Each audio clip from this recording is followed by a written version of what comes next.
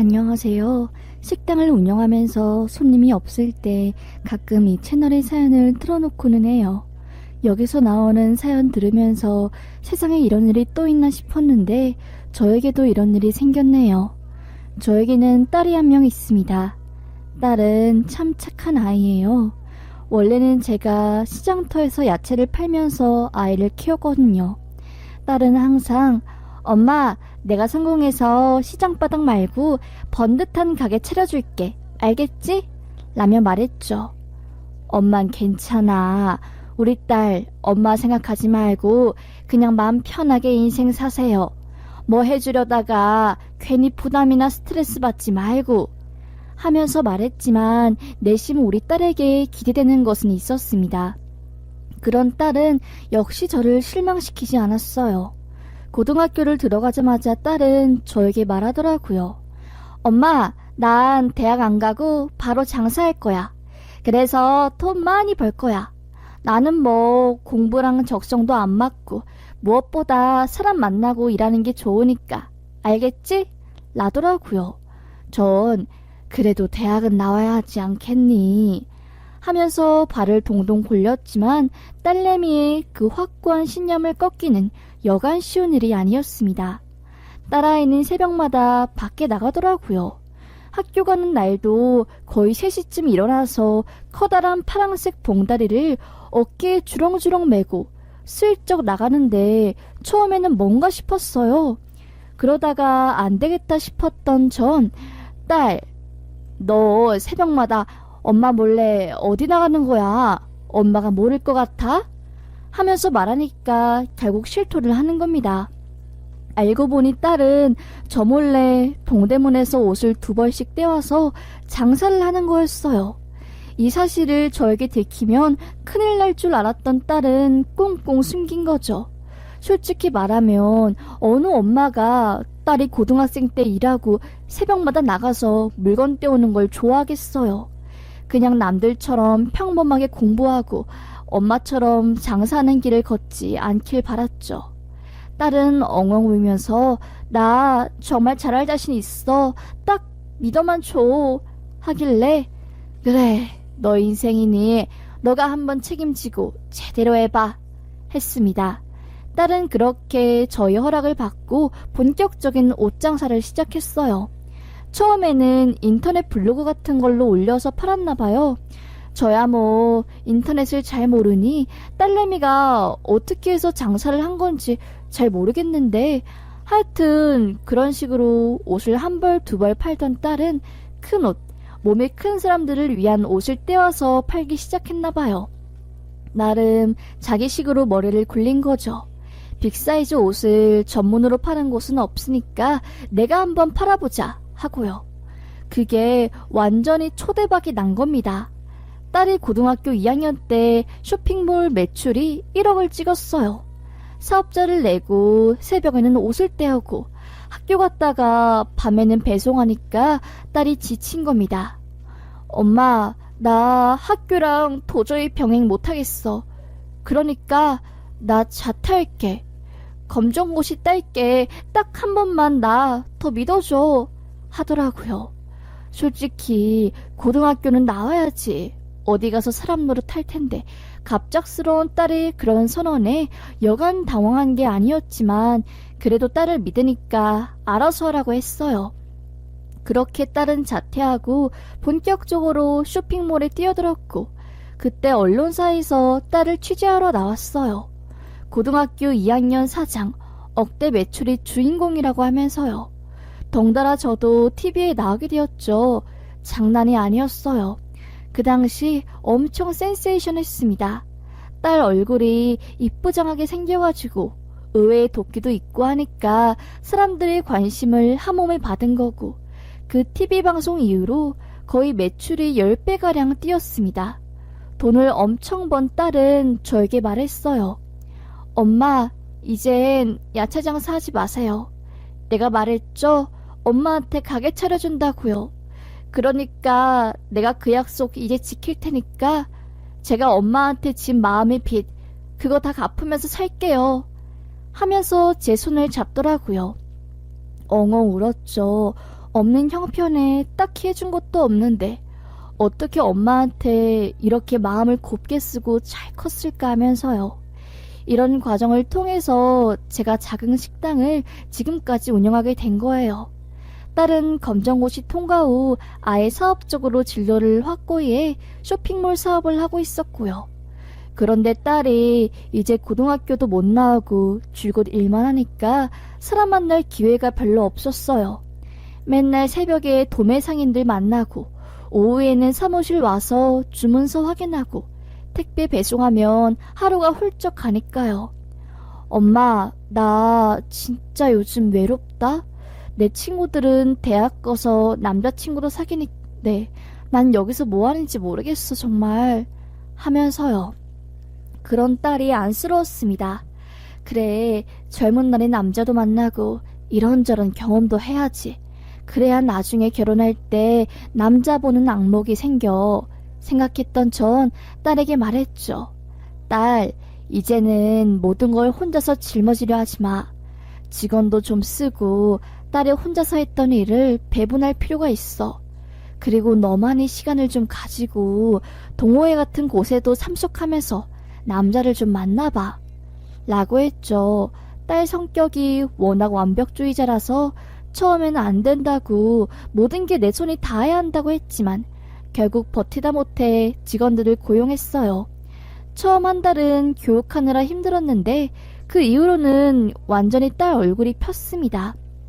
잠도 푹 잘 수 있게 되었고 자기만의 시간도 생기니까 어디서 뭐 와인 동호회, 노래 동호회 이런 곳을 찾아서 다니는 듯 하더라고요.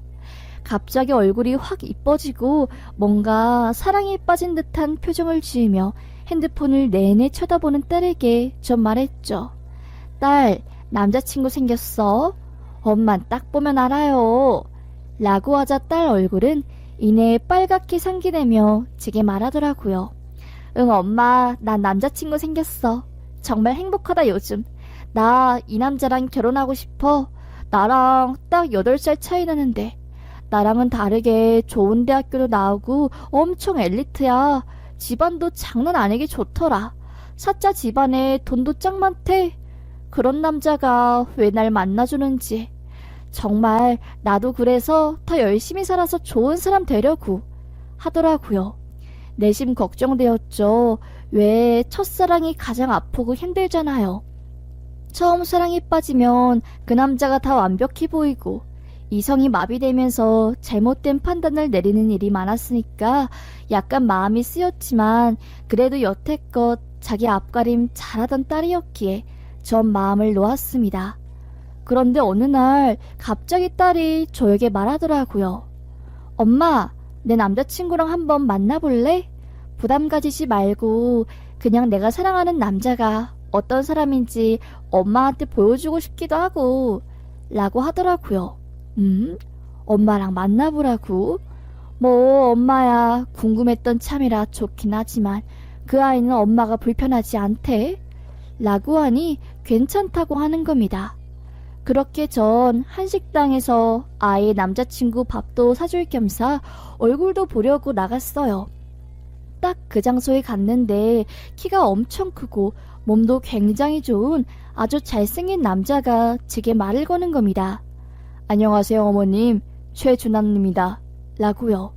어머, 설마 저 남자가 내 딸 남자친구인가 싶었어요. 저렇게 잘생겼으니까 딸이 좋아했구나 했죠. 첫인상은 너무 잘생겨서 뭐 무언가를 느낄 새도 없었습니다. 그런데 이제 밥을 먹으면서 점점 깊은 대화를 하니까 묘하게 쎄한 기운이 느껴지는 거예요. 말을 굉장히 잘하는데 왠지 그 안에 알맹이가 없는 느낌? 정말 저 아이가 말하는 게 전부 맞는 말인가? 어디서부터 진짜인 걸까? 괜한 의심하는 건가 내가? 하면서요. 그렇게 그 아이와의 첫 만남이 끝나고 집에 도착한 저에게 딸이 막 묻더라고요.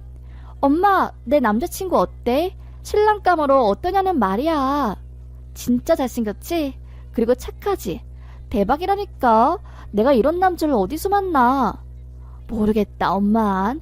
얼굴은 무신장 잘생겼는데 얼굴값 할 것 같기도 하고 괜히 느낌이 안 좋아. 그냥 연애만 해. 아니야, 엄마. 나 남자친구랑 결혼할 거야. 우리 이미 이야기 다 끝냈어. 엄마 허락만 받으면 돼.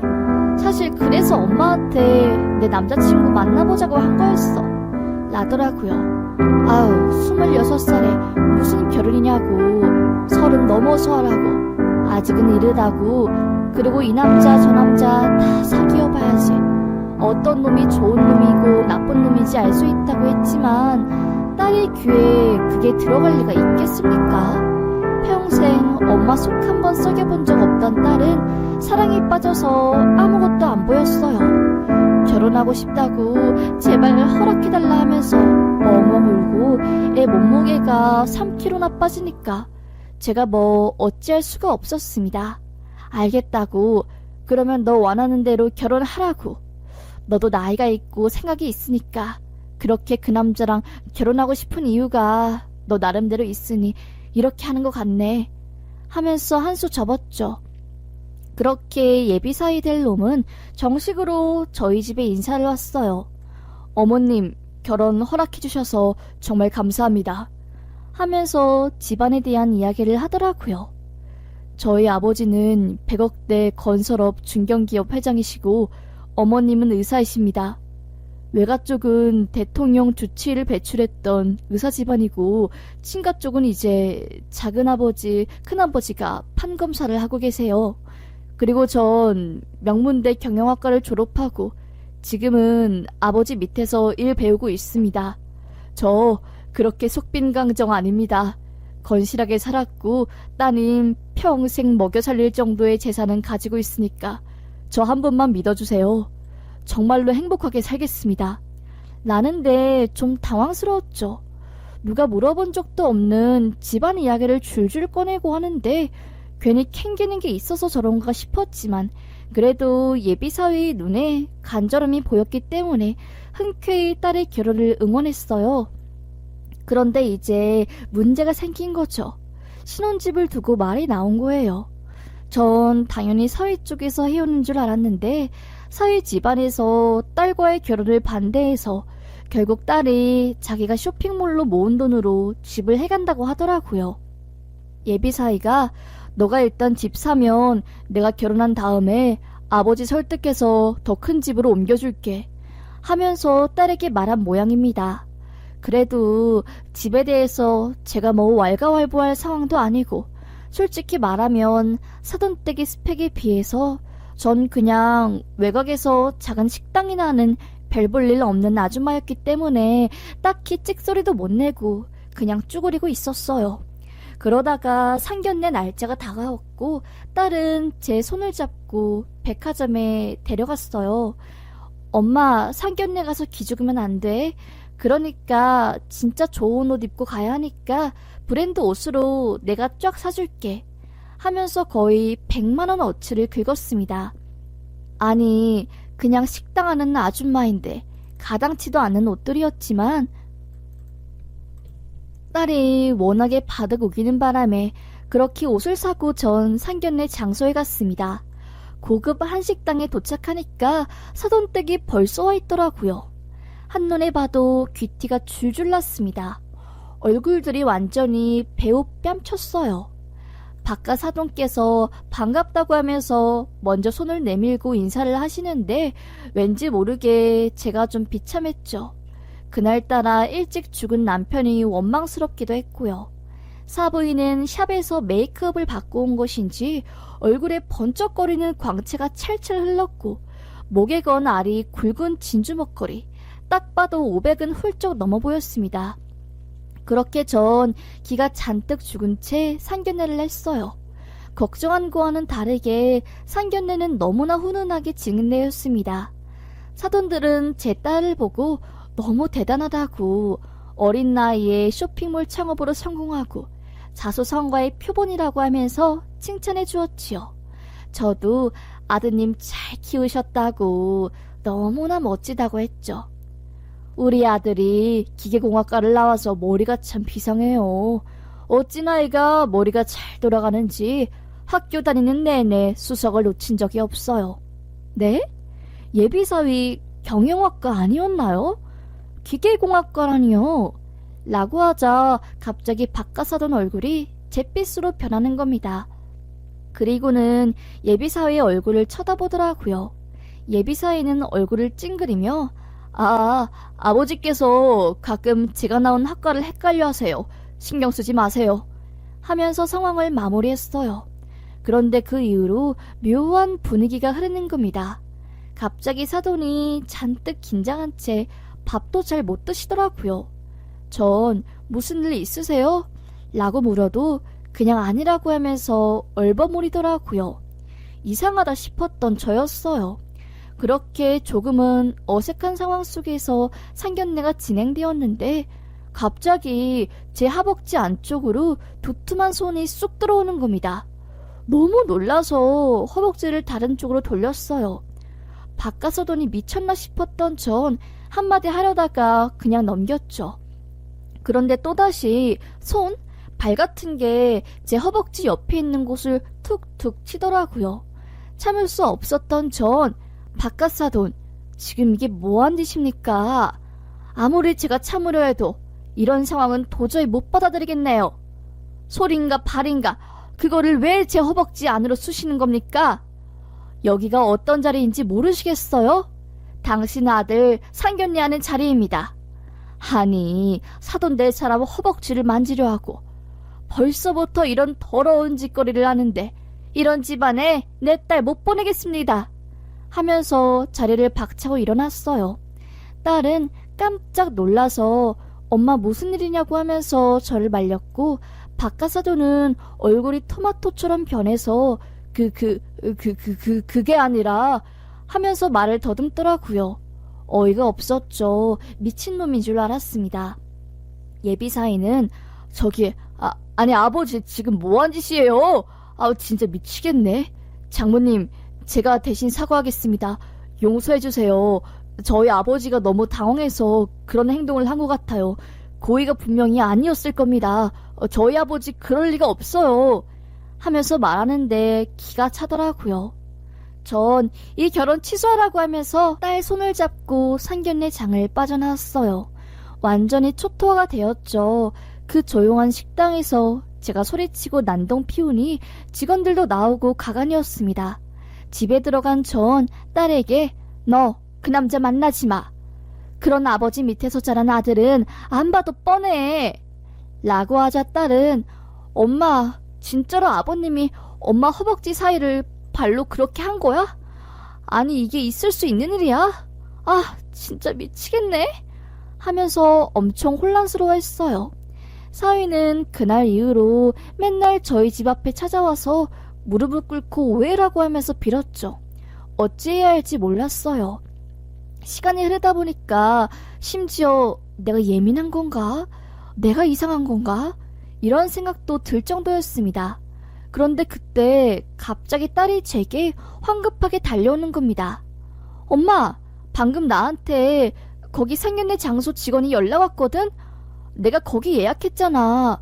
거기 식탁 밑에서 사실 편지 한 장이 발견됐는데 이것 좀 와서 가져가서 확인해보라고. 이상한 내용이 적혀있다고 하면서 그래서 내가 가져왔는데 어떡해? 하면서 제게 그 편지의 내용을 보여준 겁니다. 알고 보니 그 편지 박가사돈이라는 사람이 쓴 거였어요. 그 편지를 읽은 전 정말 까무룩 뒤집어지는 줄 알았습니다.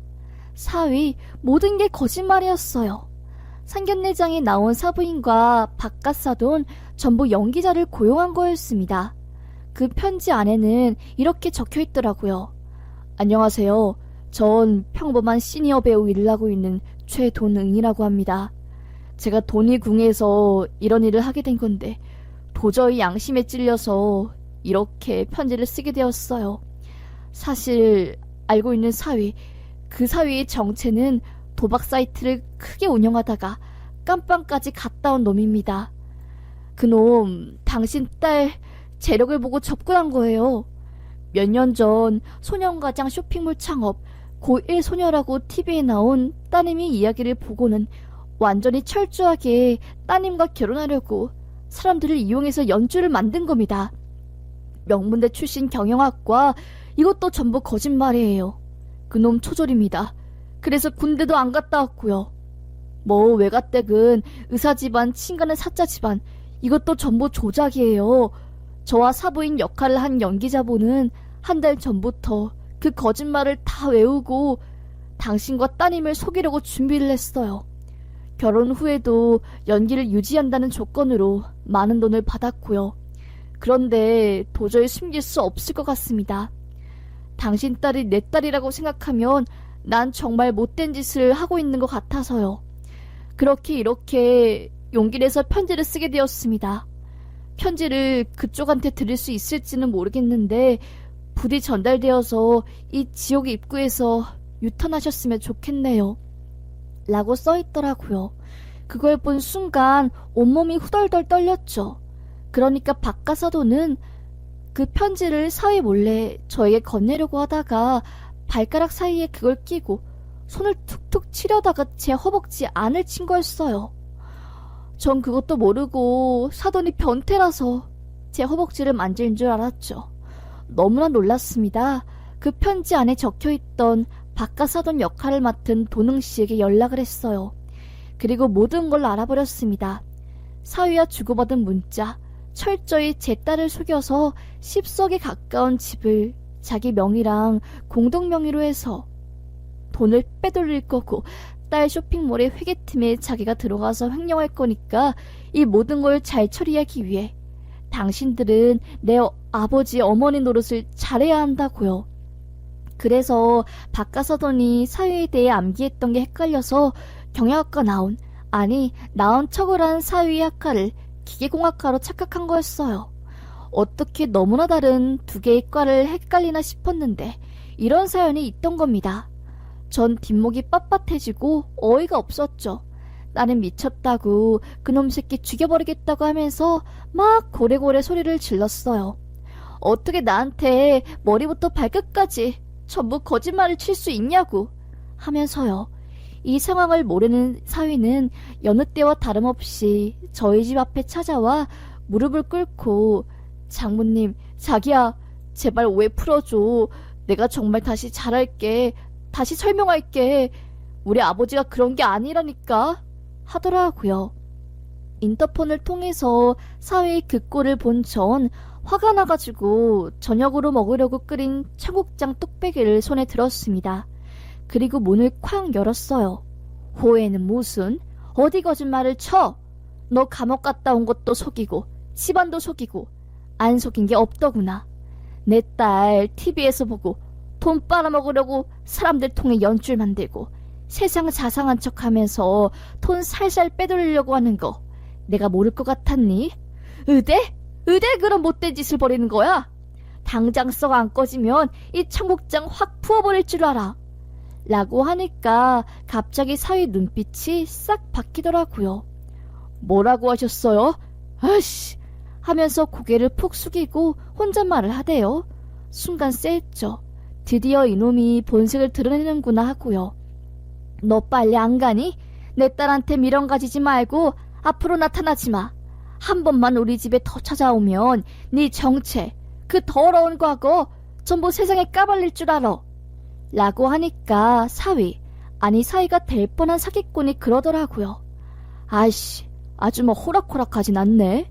멍청하고 순진한 년 살살 꼬셔서 동방석에 앉으려 했더니 다 된 밥에 어떤 새끼가 쟤를 뿌린 거야? 네 딸년 운 좋은 줄 알아? 하길래 전 화를 참지 못하고 손에 있던 청국장 뚝배기를 그놈의 얼굴에 깡 하고 부어버렸습니다. 순식간에 토종 청국장, 코를 찌르는 냄새가 나는 청국장이 그놈이 온몸을 덮었고 그놈은 눈에 청국장 국물이 들어간 것인지 으악 하면서 뻐끔거리더라고요. 갯벌에서 허우적대는 망둥어 같았습니다. 썩 꺼지라고 안 꺼지면 항아리째 니놈 얼굴에 던져버린다고 하니까 그놈이 갑자기 절 때리려고 하더라고요. 하지만 시장 바닥에서 그 억세게 살아온 제가 맞을 리 있겠습니까? 새벽 수영 10년 하고 몸무게도 10kg 넘게 나가고 생활근육이 있었던 전 사기꾼 놈이 절 때리기 직전 발로 그놈 명치를 팍 찼어요. 반대편 이웃집 문에 탁 부딪히며 넘어진 그놈은 명치를 맞아서 숨을 꺽대며 아파했지요. 키만 허우대처럼 크지 정말 껍데기구나 싶었던 전 으름장을 냈습니다. 다 늙은 아줌마한테 발길질 또 당하기 싫으면 썩 나가라고 하면서요. 사이놈 자존심이 얼마나 센 건지 으악 하면서 일어나 제게 덤비려던 그때 저희 집 앞집에서 문이 열렸어요. 앞집 남자 정말 무서운 놈이거든요. 온몸에 문신 있고 어두운 조직에서 몸을 담은 사람 같았는데 자기 심기를 건드리니까 화가 난 거죠. 대문을 팍 열며 서희 등을 치고 뭐야 니놈 왜 이리 시끄럽게 해? 확 죽을래? 하면서 팔을 들자 그제서야 서희는 깨갱하며 그 썩은 내 나는 몸을 수그리고 계단 밑으로 후다닥 달려가더라고요. 그 후로 욕을 담은 문자를 저와 딸에게 보낸 후 서희는 더 이상 눈앞에 나타나지 않았습니다. 딸은 저에게 그런 충격적인 사실을 알려준 그 최도능이라는 연기자분께 사례를 했어요. 정말 용기 내주셔서 감사하다고, 그놈한테 받은 돈에 배를 드리겠다고, 정말 제 목숨 살려주신 분과도 같다고 했네요. 딸은 그 이후로 남자를 믿지 않았고 정말 누구 사람 만날 때 감정이 아닌 이성으로 접근했어요. 그리고 제게 말하더라고요. 엄마 말 들을걸. 그래 맞아. 내가 너무나 조급했던 것 같아. 그 남자가 그땐 뭐가 그리 좋았던 건지. 지금 생각해보면 별 볼 일 없는 그냥 양아치였는데 입만 번지르르산. 주변 사람들은 다 눈치챘는데 나만 몰랐구나. 엄마 미안해. 나 이젠 정말 엄마 속 안 썩일 거야. 하면서 말했죠. 그래도 식 올리기 전에 알아서 정말 다행이야.